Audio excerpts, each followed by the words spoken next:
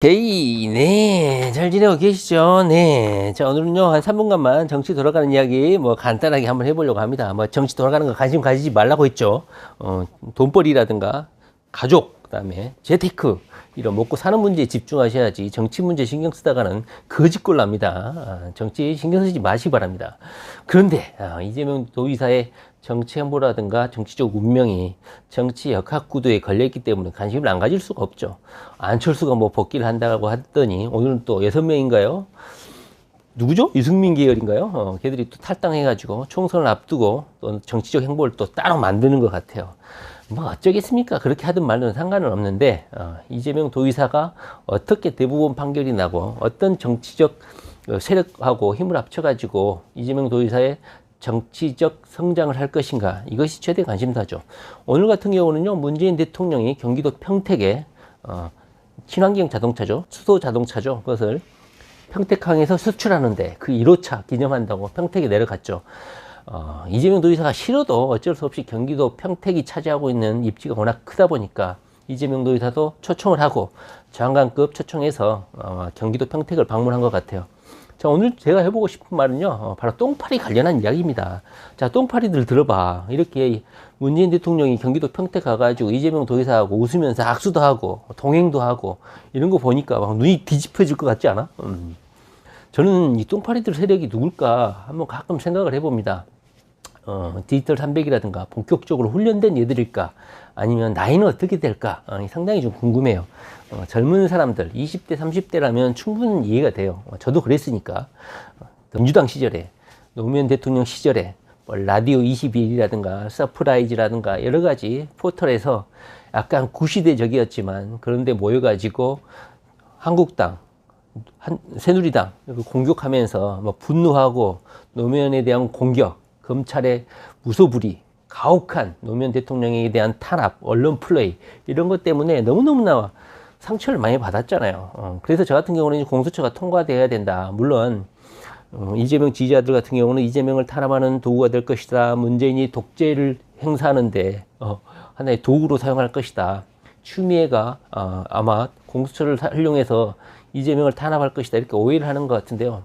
노무현 시절을 겪으신 분들은 공수처의 필요성을 어느 정도 인정을 하고 어떻게 그때 당시에 법안이 그대로 현재 공수처 법안으로 현출이 됐는지는 모르겠어요. 그러나 그런 안타까움이 현재 공수처라든가 그다음에 문재인 지지, 절대적인 지지 이런 것으로 나타난 것 같아요. 그래서 똥파리들의 일부분은 대부분 당시에 노무현 그 시절을 향수하고 노무현을 지켜내지 못했다는 그런 안타까움 때문에 이렇게 무차별적으로 문재인 대통령을 지지하고 하는지는 모르겠어요. 그런데 저는 그건 충분히 이해해요. 저도 그랬거든요. 다시는 노무현 대통령을 이뤄서는 안 되겠다. 노무현 대통령을 다시는 또 다른 비극이 있어서는 안 되겠다. 만약에 문재인 대통령이 대통령이 되면 노무현처럼 다시는 이루면 안 되니까 꼭 지켜줘야겠다. 무조건 지지를 해야 되겠다. 어떠한 잘못이 있더라도 조그만 잘못이 있더라도 지켜줘야겠다. 이런 마음이 있었기 때문에 지지하는 건 상관이 없어. 자, 근데 좋은데 왜 우리 아군인 이재명 도의사를 그렇게 악플을 달고 공격을 하냐 이겁니다. 이것은요, 노무현 대통령을 지켜야 된다는 그런 마음하고는 약간 변질적이고 이질적인 거예요. 자, 한번 입장을 바꿔서 생각해 보세요. 잘못된 것은 잘못됐다 이렇게 비판을 해줘야지만이 오히려 문재인 대통령이라든가 참여정부라든가 문재인 정부의 선명성이 사는 거예요. 만약에 이재명 도의사가 무슨 펀드를 조성한다고 업무 중에 현금 인출기 가갖고 몇 천만 원 인출해가지고 부인에게 보낸다든가, 그 다음에 자녀의 대리시험을 본다든가, 그 다음에 표창장이라든가 봉사활동 시간 조작하고 한다면 똥파리들은 이재명 공격 어떻게 할 거야? 아마 이재명 못 잡아먹어서 난리 아니겠어요? 이렇게 이중적인 태도를 취하면 안 된다 이 말이죠. 조국을 이재명으로 한번 바꿔보라고. 그럼 이재명에 대해서 아마 길길이 날뛰고 아마 난리가 아니었을 겁니다. 근데 왜 조국에 대해서는 이렇게 겸손한 태도를 취하고 조국은 그냥 그 정도 죄는 저질러도 된다 이런 액션을 취하는지 모르겠어요. 유시민하고 진중권하고 토론해 보면서 극명하게 입장이 바뀌잖아요. 갈리잖아요. 진중권이 한 말이 틀립니까? PC를 숨기거나 그 배우자가 서류를 반출하거나 이런 것이 어떻게 증거 보존에 해당됩니까? 이런 궤변을 남발을 해요. 그런데도 똥파리들은 그걸 또 지지하고 진중권을 욕합니다. 도대체 이 똥파리들이 누굴까? 노무현에 대한 안타까움을 유지하는 분들이 아직도 그 초심을 그냥 그대로 유지하는 것일까 이런 생각이 들어요. 그러나 그 초심은 잘못된 거예요.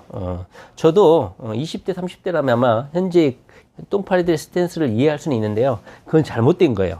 나이가 40, 50살 되면서도 아직도 그런 스탠스라면 좀 반성을 하셔야 된다 이런 생각이 듭니다.